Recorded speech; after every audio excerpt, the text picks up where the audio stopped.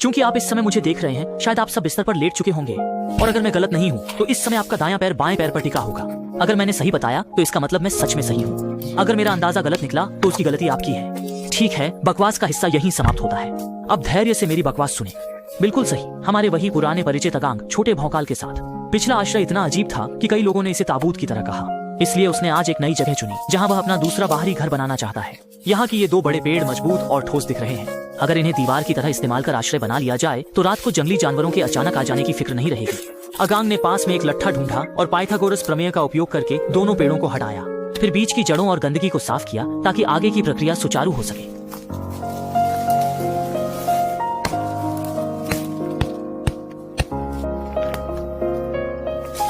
उसके बाद अगांग ने एक उपकरण निकाला और बीच की जमीन की खुदाई शुरू कर दी।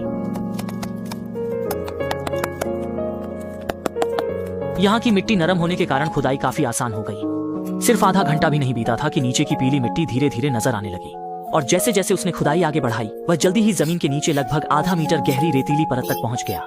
अब बस किनारों को समतल करना है और फर्श पर बिस्तर की जगह तय करनी है। फिर आग जलाने और गर्म रहने के लिए चिमनी बनाना शुरू किया जा सकता है। एक चौकोर गड्ढा खोदने के बाद अगांग ने एक लकड़ी को शंकु के आकार में काटा। जमीन से नीचे की तरफ काटा गया जिससे चिमनी के लिए धुएं का रास्ता बन गया। फिर अगांग को एक कटा हुआ पेड़ का तना मिला जिसका उसने बेकार नहीं जाने दिया।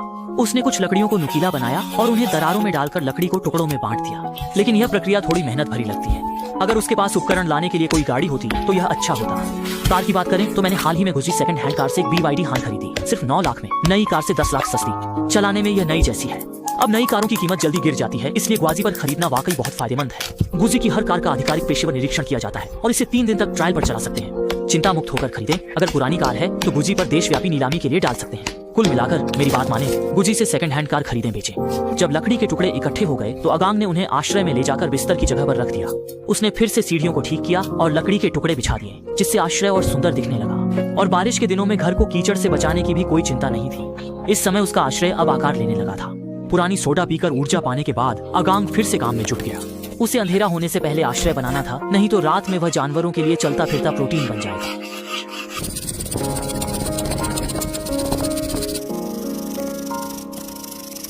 लकड़ी को उचित लंबाई में काटकर आश्रय की एक दीवार बनाई जा सकती है। जहां तक छत का संबंध है वह सबसे महत्वपूर्ण हिस्सा है, इसलिए इसे नजरअंदाज नहीं किया जा सकता। दीवारों पर नाली काटने के बाद कुछ लकड़ी लाकर उन पर रखी गई ताकि छत की बीम बन सके।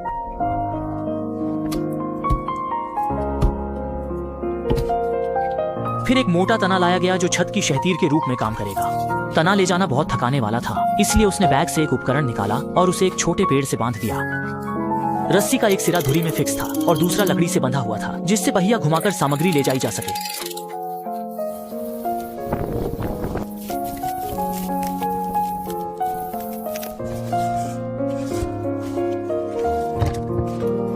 अगांग की यह तकनीक वाकई प्रभावशाली थी। थोड़े ही समय में छत बनकर तैयार हो गई। फिर कुछ छोटी लकड़ी लाई गई जो बीच की दरारों को भर देगी ताकि छत मजबूत हो सके। ये सब करने के बाद थोड़ी काई बिछाई गई जो छत के लिए सर्वोत्तम इंसुलेशन सामग्री थी और बारिश के दिनों में पानी रिसने की चिंता भी खत्म हो गई।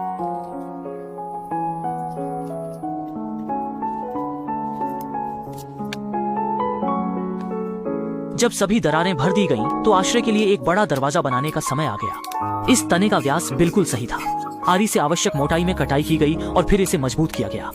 यह एक साधारण जंगली लकड़ी का दरवाजा था, लेकिन इसकी बनावट ऐसी थी कि ज़ॉम्बी भी डरकर भाग जाते।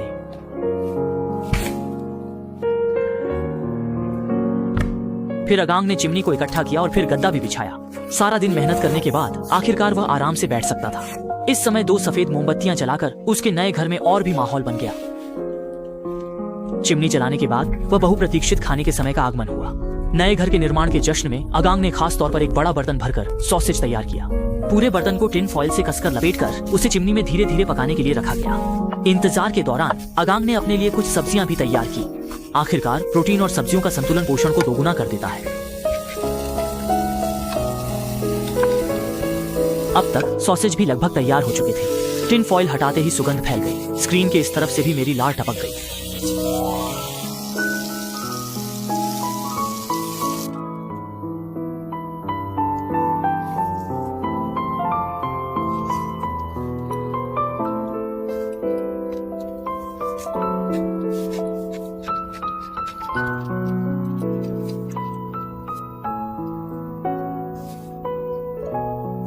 जब खा पीकर तृप्त हो गया तो आगांग ने बर्तन ध्यानपूर्वक समेट लिए।